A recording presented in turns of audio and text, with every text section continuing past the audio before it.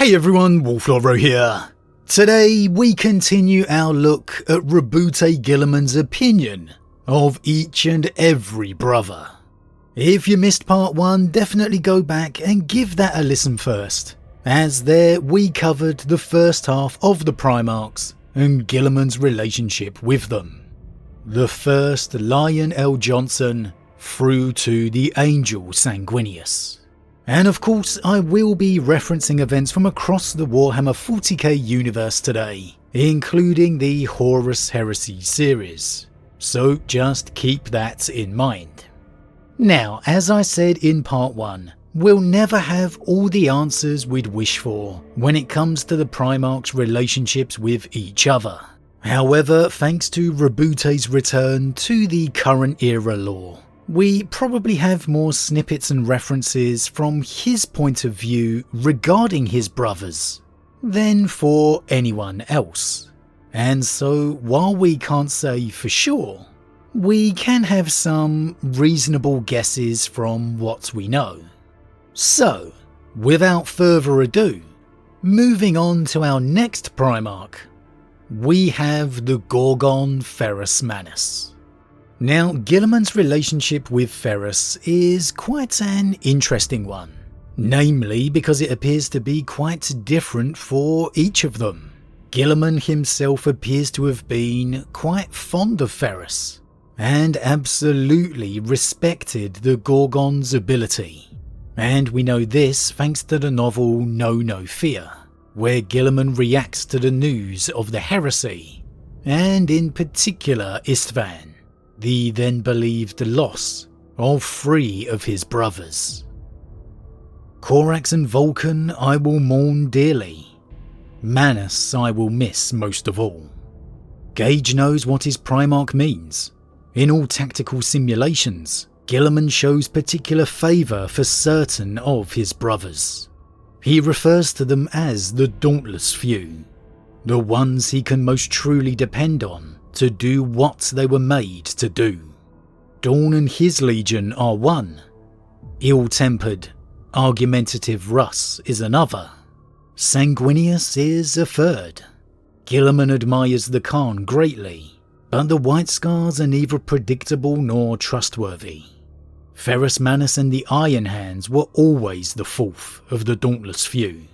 With any one of those key 4, Dawn, Russ, Manus or Sanguinius, Guilliman always claimed he could win any war outright, against any foe. Even in extremis, the Ultramarines could compact with any of those 4 allies and take down any foe. It was primary theoretical. In any doomsday scenario that faced the Imperium, Guilliman could play it out to a practical win, provided he could rely on one of those 4. And of them, Manus was the key. Implacable, unshakable. If he was at your side, he would never break. Now, it seems, he is gone. Gone. Dead. Brother. Friend. Warrior. Leader. Ultramar's most stalwart ally. So from that you get the very clear impression of how strongly Guilliman respected Ferrus. Calling him Ultramar's most stalwart ally is no small thing, really implying a strong bond and friendship, alongside or even above the likes of Rogel, which is a real compliment considering some of the Primarchs out there. And this opinion of Roboute's is reaffirmed by Fulgrim of all people, to Ferrus, within Ferrus's Primarch novel Gorgon of Medusa. He admires you, you know, said Fulgrim, with the near telepathy that only the closest of brothers could share. Greatly. I've heard him say that he counts you and Dawn as the greatest among us. So again, a reaffirming of very much that same train of thought, that Guilliman ranks Rogel and Ferrus as the greatest amongst his brothers. Now it's not clear if that's the greatest in terms of personal affection, or indeed talent and ability, but either way it's a testament to both of the Primarchs that Guilliman rates them so highly. However, unfortunately, it doesn't appear to be reciprocated at all by Ferrus, as his response to Fulgrim is very blunt. Ferrus snorted and looked away. It is not reciprocated. It's only a brief scene, but that's a pretty clear comment. Ferrus categorically does not rate Guilliman in the same kind of way that his brother does him. Which is a bit of a shame really, considering how Ferrus would meet his end. And kind of sad that Guilliman would be left with such a loss that Ferrus wouldn't appear to have felt in turn. But hey, we don't necessarily know that for sure. We could easily get some more Great Crusade era tales that flesh out the relationship between the brothers a little more, showing it wasn't quite so one-sided after all. Now moving on, we have Angron. Now unfortunately there's precious little in the lore regarding Guilliman and Angron, especially when it comes to the days of the Great Crusade. At least that I've been able to find. So this is really going to come down to a logical guess. However, Guilliman and Angron did come face to face during the Heresy briefly, which perhaps can give us some clues. And this took place within the novel Betrayer. Here, Guilliman would confront Lorgar and Angron after Lorgar's betrayal at Calth, with Guilliman filled with fury. Guilliman ignored him, aiming a gauntlet at Angron. I've heard Lorgar's puling heresies already. What brought you so low, brother? Did the machine in your skull finally refashion your loyalty into madness? They let me dream. They give me peace. What would you know of struggle, perfect son? When have you fought against the mutilation of your mind? When have you had to do anything more than tally compliances and polish your armour? Childish, Guilliman sighed, gesturing to the burning, dying city. Does it really come down to this? So pitiably childish. Childish. The people of your world named you Great One. The people of mine called me slave. Angron stepped closer, chainswords revving harder. Which one of us landed on a paradise of civilization to be raised by a foster father, Roboute? Which one was given armies to lead after training in the halls of the Macragian High Riders? Which one of us inherited a strong, cultured kingdom? Angron sprayed bloody split as he frothed the words. And which one of us had to rise up against a kingdom with nothing but a horde of starving slaves?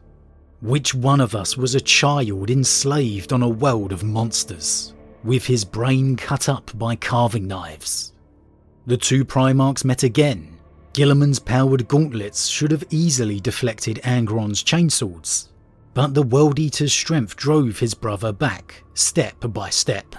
Chain teeth sprayed from the weapons as eagerly as the saliva from Angron's lipless slit of a mouth. Listen to your blue-clad wretches yelling of courage and honour. Courage and honour. Courage and honour. Do you even know the meaning of those words? Courage is fighting the kingdom that enslaves you, no matter that their armies overshadow yours by 10,000 to 1. You know nothing of courage. Honour is resisting a tyrant when all others suckle and grow fat on the hypocrisy. You know nothing of honour. Guilliman parried, forced back further by the storm of Angron's blows. You're still a slave, Angron, enslaved by your past, blind to the future, too hateful to learn, too spiteful to prosper. Guilliman's mindset here is obviously one fueled by the situation, anger at his brother's crusade through Ultramar. But with this being his first time seeing Angron since the crusade, we can get a hint of their prior relationship. You can perhaps see a trace of pity. But honestly, I get a sense more of disdain. Did the machine in your skull refashion your loyalty into madness? That's not really a comment showcasing an empathy for the butcher's nails. And then, you're still a slave, Angron, enslaved by your past, blind to the future, too hateful to learn, too spiteful to prosper. That really feels like Guilliman blames Angron entirely for his choices, that he never viewed the butcher's nails as an excuse for his brother's behaviour. Too hateful to learn, too spiteful to prosper. That's an accusation made at the man Angron is, the man he's always been. Guilliman speaking from their past. I'm not saying Guilliman's right. I doubt he knows how severe and irreversible the nails truly are. But it definitely reveals to my mind a disdain that Guilliman's had for Angron for a long time. The sense that he looks down on him. There's certainly no regret that we usually see when Guilliman encounters his traitor brothers. Moving on to Mortarion. Obviously, Guilliman and Mortarion have been the focus of the Dark Imperium trilogy, and although it's set within the current Imperium, 10,000 years after Mortarion's betrayal, it still gave us clear evidence of the respect Guilliman used to have towards his brother. Their first reunion within Plague War gave us a very revealing moment, where Guilliman clearly let out his pain and loss at what had become of his brother. The loss of the Primarch he used to be. I know no suffering, Guilliman laughed bleakly.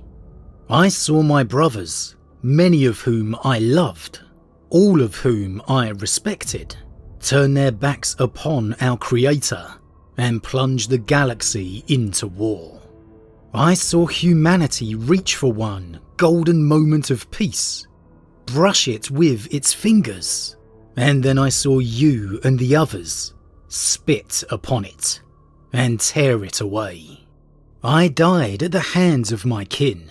I awoke to a galaxy so far from the glorious enlightenment of the Emperor, it resembles the Catholic hell. You turned your back on all you claimed to stand for. Cravenly, without a second thought. Where was my brother who could weather any storm, whose body shrugged off poison, who would never, ever give in? What happened to him? The Mortarion of old would never have allowed this. He would have died with honour. It doesn't necessarily reveal a close, fond relationship, and I imagine there wasn't one, or we'd know about it. However, that line of, "Where was my brother who could weather any storm?" You can feel Guilliman's sorrow there. And then, the Mortarion of old would never have allowed this. He would have died with honour. That undoubtedly reveals a real respect, and you really get the feeling Guilliman looked up to Mortarion, in a way at least, for that resolve, that determination he used to have. Sure, they were very different people, but Guilliman's the kind of man who can appreciate differences, individuals. No, he probably didn't like Mortarion's dour attitude, but it's clear he valued his talent, his ability, and he valued having him as a brother.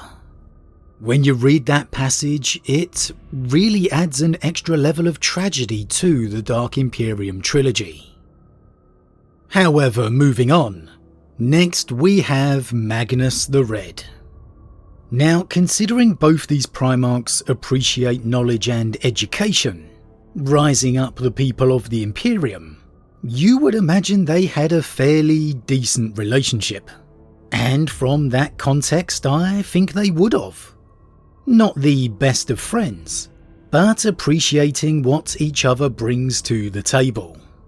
The problem, however, as is so often the way with Magnus, is his overwhelming arrogance. Even for a Primarch, Magnus took it to astronomical levels, always feeling he knew best, that he was right, superior to his brothers. And that kind of thinking is just not Roboute. Sure, he can come across as arrogant to his brothers at times, but when you see it from Guilliman's perspective, it is always done with the best of intentions. There is no arrogance intended at all. Guilliman really just wants to help. And so I have no doubt he would have hated that aspect of Magnus's personality. And indeed, we got a hint of that when the two came face to face during Guilliman's crusade to Terra. 10 millennia have made you no less arrogant then? Asked Guilliman, warily circling his towering foe. And then again later in the encounter, arrogance, shouted Guilliman. It was always your undoing, brother. Twice, in the span of a brief conversation, Guilliman references Magnus's arrogance. So I think that's pretty clearly something that Guilliman's always disliked about him. Much like earlier with Angron, Guilliman clearly earmarking the aspects of his brother's personalities that he perceives as weaknesses. And considering he had tactical plans to take out all of his brothers, if he ever needed to, that shouldn't be too much of a surprise. However, overall with Magnus, they probably got along okay due to their shared ideals for mankind. But I think Magnus's personality probably prevented Guilliman from truly liking his brother. Now on to Horus Lupercal. Well, from Guilliman's own words in Know No Fear, Horus was one of the few Primarchs that Guilliman truly counted as a friend, which shouldn't be too much of a surprise, as Horus was virtually eternally loved by all of the Primarchs. It was one of the reasons he made so perfect a War Master after all. Honestly, the only one I've ever come across who didn't particularly like Horus was Vulkan.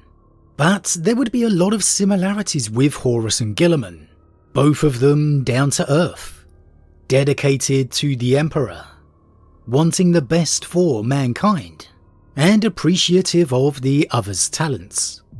With Horus's charisma, it's no wonder Roboute liked him. And within the very first Heresy novel, Horus Rising, we can see how strongly Guilliman supported Horus from Horus's point of view. But others, like Guilliman, Khan and Dawn, had simply taken it in their stride, accepting the Emperor's decree as the right and obvious choice. Horus had ever been the brightest, the first and the favourite. They did not doubt his fitness for the role, for none of the Primarchs had ever matched Horus's achievements, nor the intimacy of his bond with the Emperor. It was to these solid, resolved brothers that Horus turned in particular for counsel. Dawn and Guilliman both embodied the staunchest and most dedicated Imperial qualities, commanding their Legion expeditions with peerless devotion and military genius. Horus desired their approval, as a young man might seek the quiescence of older, more accomplished brothers. So here we see Horus truly valued Guilliman's opinion, his approval of him as War Master. And that speaks volumes for their relationship, as well as Guilliman accepting Horus's appointment in his stride. The two seemingly valued their friendship, their brotherhood, and their abilities.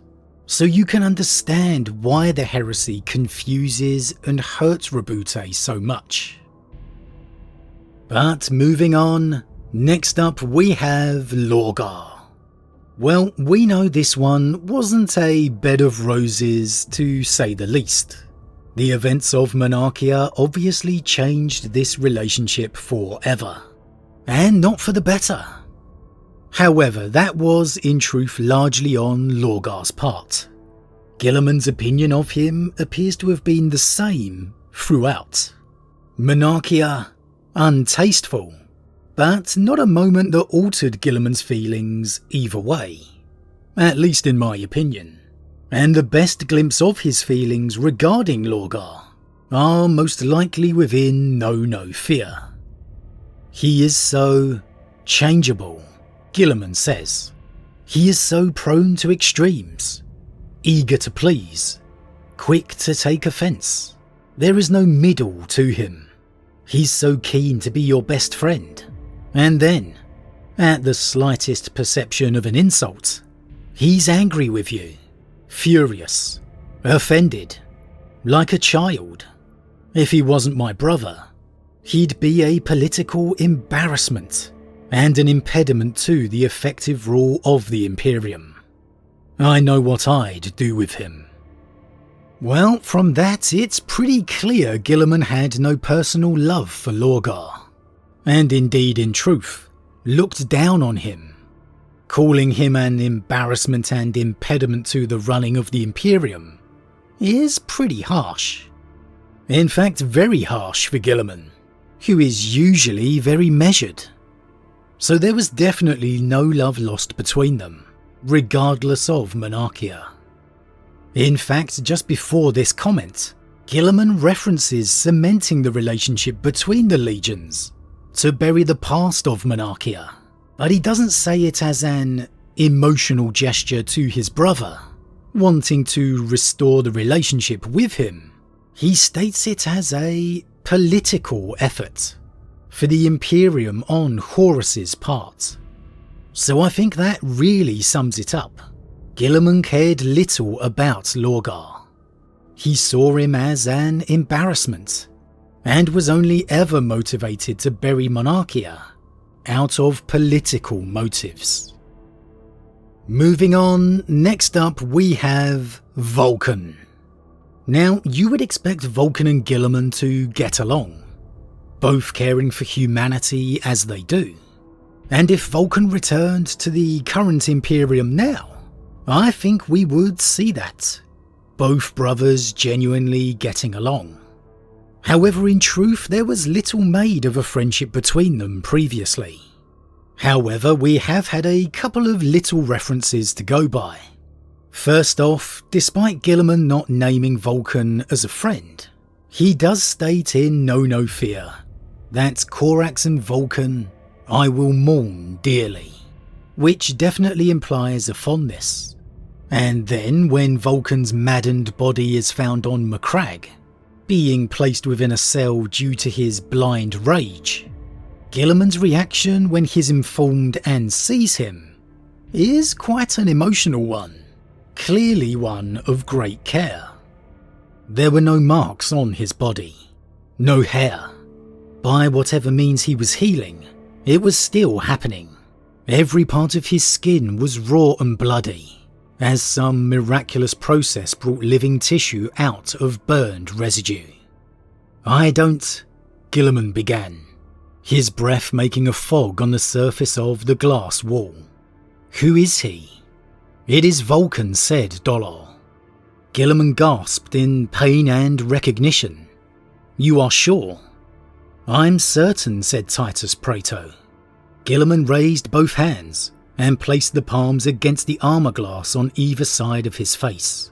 He paid no heed to the fact that both were jacketed in full ceremonial plate and massive ornate lightning claws. Let me in there, Guilliman said, staring at his brother. No, my lord, Dollar replied. Let me in there, damn you. My dear brother is returned to me, twice. Once from the death that I thought had befallen him on the traitor's field, and once from the death that delivered him here. Let me in. And then later. Don't, brother, stop. Guilliman cried out in alarm. "Brother, it is me, Roboute. Calm yourself." So while obviously this is all very one-sided, Guilliman's reaction alone should be pretty telling, that he liked and cared for Vulkan. Perhaps their differences in personality or taste may have prevented them from becoming genuine friends, but I think the bond of brotherhood is quite clearly there. If Guilliman felt Vulkan didn't feel the same way, I'm sure you wouldn't see quite the outbursts that we do here. So for me, it's a solid relationship, if perhaps not necessarily the closest. Moving on to the Raven Lord Corax. Well, as we just covered, Guilliman said he would mourn the loss of Corax and Vulkan dearly, which reveals a solid foundation. However, the later Primarch series novel, Corax Lord of Shadows, reveals a meeting of the two, with them both spending time together aboard Guilliman's flagship. Though it's clearly their first meeting, they appear to get on genuinely well, with almost a older-younger brother relationship, with Corax the more recently found, eager to learn off Guilliman. And though their personalities and tastes are clearly very different, it comes across as two brothers genuinely enjoying each other's company. A real favourite moment for the two of them in the lore for me. And they're both genuinely regretful that they won't get to spend more time with each other. So although Guilliman doesn't class Corax as a friend earlier in the Heresy series, I think he absolutely would and does, based on this interaction. It's one of the few heartwarming moments you get to see between the brothers in the lore. And now finally, Alpharius. There's still pretty much nothing between Alpharius and Guilliman within the novels. However, it's long established within the lore that Guilliman did not like Alpharius or his tactics. We don't have much other than that to go by, to be honest. And while I'd like to think it's not that black and white for Guilliman, as we've seen, he can be quite condemning of some of his brothers, such as Angron and Lorgar. So until we get something to counter it, well, we'll have to go with what we know. Roboute quite simply did not approve of Alpharius or his method of war, and you would assume there was little to no relationship between the two. If we do indeed move into a scouring series, hopefully we'll get to see more then. But overall, that rounds it all up. Guilliman's relationship with all of his brothers, based on what we know and what we can interpret from what we've seen. As always everyone, what do you think? Are you surprised by any of Guilliman's opinions or reactions regarding his brothers? Are there any relationships that are a bit of a surprise to you? And are there any relationships that you maybe disagree with? Or ones you would like to see developed more? As always everyone, leave your thoughts in the comments below. Huge thank you to all my subscribers, your support truly means a lot to me, it really does. If you're new, please consider subscribing to help the channel grow. And if you enjoyed this particular vid, then why not drop a like on it too? But with that said, I am off, and I'll see you all again real soon.